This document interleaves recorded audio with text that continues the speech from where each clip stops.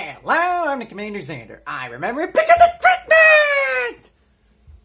That's right, it's December, and you know what that means. It means yours truly is going to be doing a whole shit ton of Christmas reviews throughout the month of December.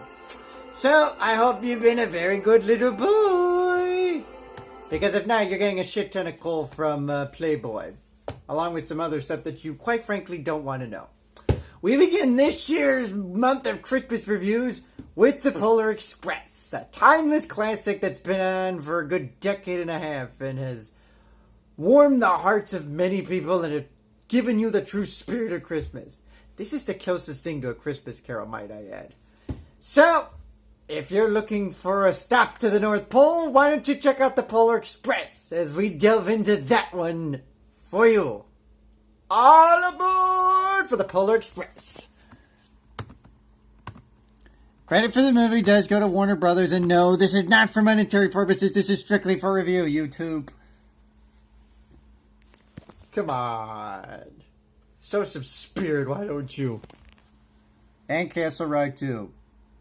And Shangri-La. Almost sounds like the Shangri-La, Mom. We begin our movie with, well, the title of the movie, The Polar Express. There's the music. I was wondering. This seemed a little too quiet for an intro. As the snow is falling, we see our local neighborhood getting ready for Santa Claus's arrival. Hint, hint, wink, wink, he ain't gonna fit in that chimney! Well, he might, I don't know. We then see our main character, whose name is unidentified. He's lost his true meaning of Christmas. Because that's what happens when you're an adult. At least that's what they want you to believe. Some adults still have that inner child in them and believe Santa Claus exists. Hell, Scott Calvin believed that, and look what happened to him. He turned into the jolly fat guy that he is.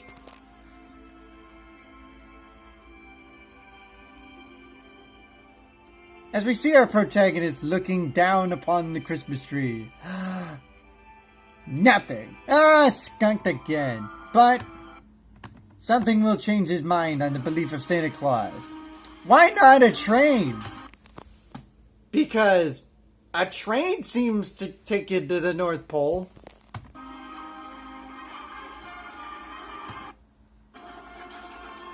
And away we go! That would be the conductor, voiced by Tom Hanks. He does many voices in this movie. Because, in case you haven't figured it out, Tom Hanks is a fucking legend.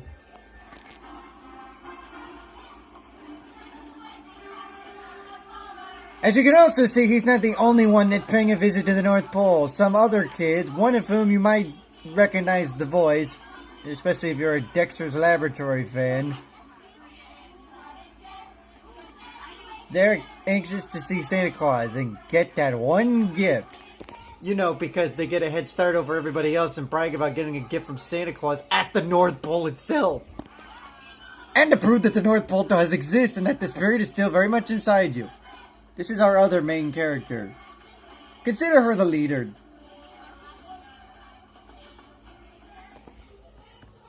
Okay, isn't this supposed to be a kid's movie? This is kind of looking like it's heading down a bad path.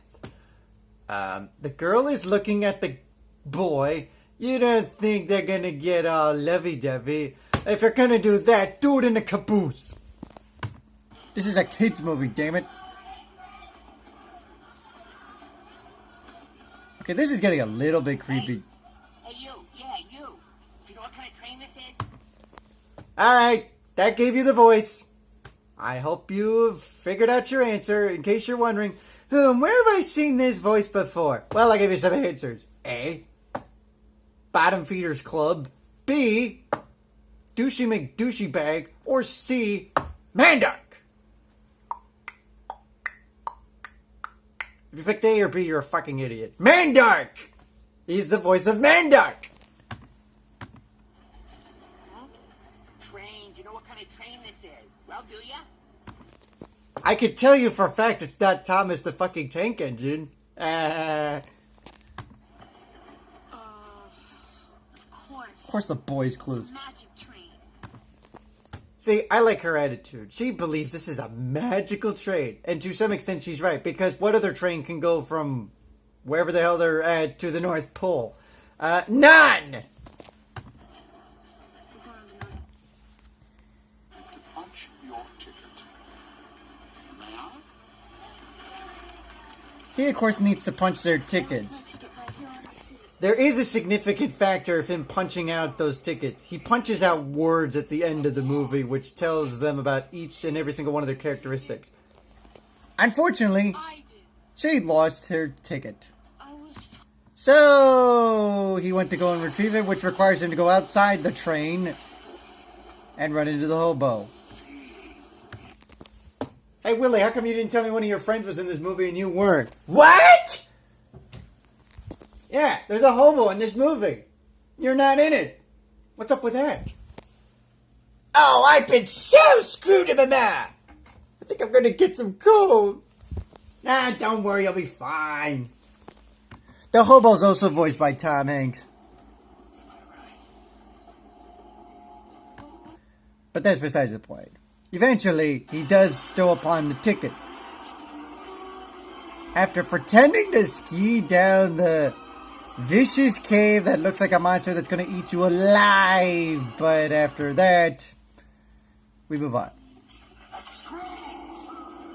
He's back inside the train where he discovers all these puppets. Hey, don't worry, kid. There's nothing scary to be about. It's just a puppet figure of Ebenezer Scrooge. You can't get more sinister than that. Alright. Obviously, this scares the kid back into the train. Eventually, they do make their way to the North Pole. Oh, by the way, they had to go through, like, some icy path and a mountain and all that stuff, but eventually they make their way to the North Pole. But that's just the beginning. 2, 1, 2. Excuse me. Question. What about him? Yeah, the little one. No one is required to see Santa. Wait, you're telling me he doesn't want to see Santa Claus? Come on, this is like the once-in-a-lifetime opportunity. It's like going to Brazil and meeting some babes down there and getting a Brazilian wax. How often do you get to do this crap? And yet he decides to sit in a caboose. This is where the leadership comes in. Ladies and gentlemen, you do not have to hold hands. They go after the little kid, they lose the rest of the group, and to everyone's shock, they get into a little bit of misfit by going into the elves' workstation. Because, yeah, we wouldn't have the North Pole without the elves' workstation, or else we wouldn't have all these toys to enjoy. I know what I'm wanting for Christmas. One of those.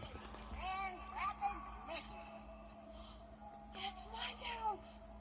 I don't wear that. Way to go, kid. You blew their cover. Now you're in trouble.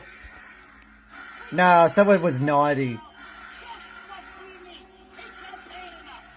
What's his point? Hey, some kid from Maplewood, New Jersey, stuck some. It's Jersey. What do you expect? They're always naughty down there.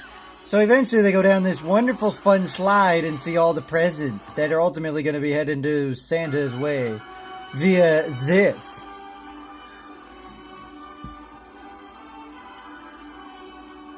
I will give the movie credit. The music is so getting you into the mood.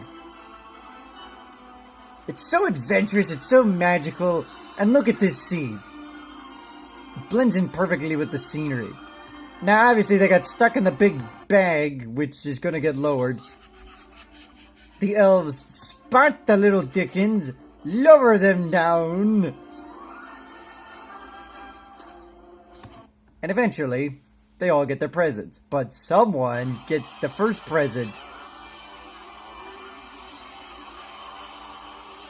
But first, here comes the big man, Santa Claus. Oh, and if you're wondering who voiced Santa Claus, take a wild guess. I mentioned Tom Hanks did several voices in this movie, so I think that pretty much gives it away. And if you still haven't figured it out, yes, Tom Hanks voiced Santa Claus. The kid's having a difficult time trying to find Santa Claus because he's being blocked by all the elves. Selfish little elves, you get to see Santa Claus all the fucking time. This little kid only gets to see him once a fucking year. Let him do it. Although you do get to see the reindeer. At least that's not a bad consolation prize. Uh-oh. One of the bells came off. But eventually, it's retrieved and given back to Santa Claus. In case you're wondering why I'm showing this scene, there is significance with this scene of him retrieving the little bell. Just watch. And a smidgen of humility might also serve you well. Obviously, this allows him to, yeah, not you. The kid who retrieved the bell gets to get the first gift of Christmas. And what does he ask, might you wonder?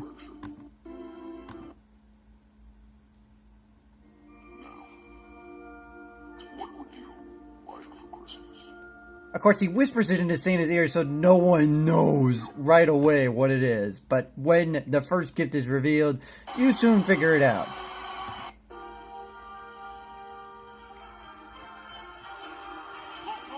I told you there's a reason why I showed that scene. He gets the little bell as his gift. Now, I know what you're thinking. Why a bell? Because if you listen really hard to the bell and hear it ring, then you know that you believe in Christmas and the Christmas spirit is inside of you. So there is significance with this. So if you're bitching and moaning about it, then you clearly don't have any Christmas spirit. Or something like that. He ultimately loses it in his pocket, but it gets retrieved. Again. Because what goes around comes around. So after Santa Claus leaves, they go back onto the Polar Express, and yeah, I mentioned before that he punches a message. Count on. In other words, count on your friends. These are moral lessons and values that the kids are going to learn besides believing in Christmas. Which is very important. That is some special ticket. Sure is. So, can you... So after we get through all this and get onto the train and now they become friends and yada yada yada, the kid returns home and misplaces his bell. However, it is found, as I mentioned before, because it is inside the box. Look at all those toys the kids get. Yep, because Santa is that generous, people. He noticed the bell dropped and he put it in a box, and there it is, right in their home. So he can listen to it forever and ever and ever and have the true meaning of Christmas forever and ever and ever and ever and ever and ever and ever. Oh yeah, and the narrator's also voiced by, you guessed it, Tom Hanks.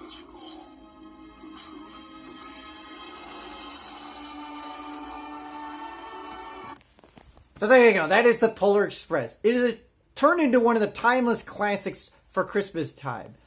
It gives you the true meaning of Christmas. The kid actually builds a friendship amongst the others in the train. And he learns all about the values of believing in Christmas and all that stuff. So, again, My Big Christmas Carol is a good one too. It teaches you the true values of Christmas. But if you're looking for something that's similar to a Christmas Carol that's not a Christmas Carol, I think this pretty much qualifies for it. It's one of my favorite Christmas movies. Obviously, Santa Claus tops that list.